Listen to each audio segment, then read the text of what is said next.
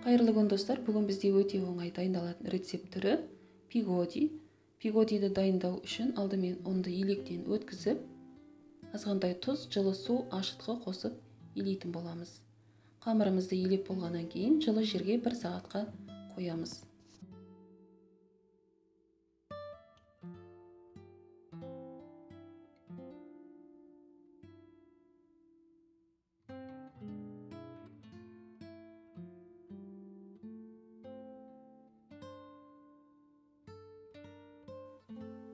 Келесі салмасын дайындаймын. Пиязды осылай ұсақтап турап, ары қарай капуста мен картопты да осылай турап қосатын боламын. Оған қосымша дәмдеуіштер қосамын. Дәміне қарай тұз, қара бұрыш және қызыл бұрыш, аздаған сұйық май қосып араластырамын.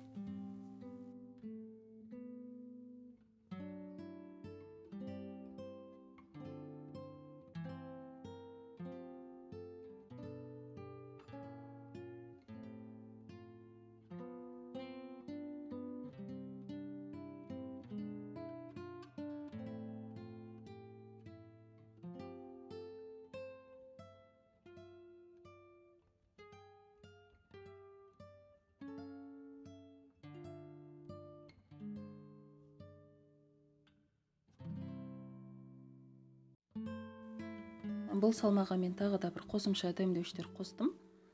Паприк, базилик және кориандр, құрғатылған чеснок. Бұл дәмдеуіштерді қосқан себебім кішкене ерекше дәм береді, сондықтан маған ұнағандықтан мен қостым. Егер сіздерге ұнамаса, оны қоспасаңыздар да болады. Қамырымыз осылай көтерілді. Дайын болған қамырымызды бөліп, қалыңдау етіп жаямыз.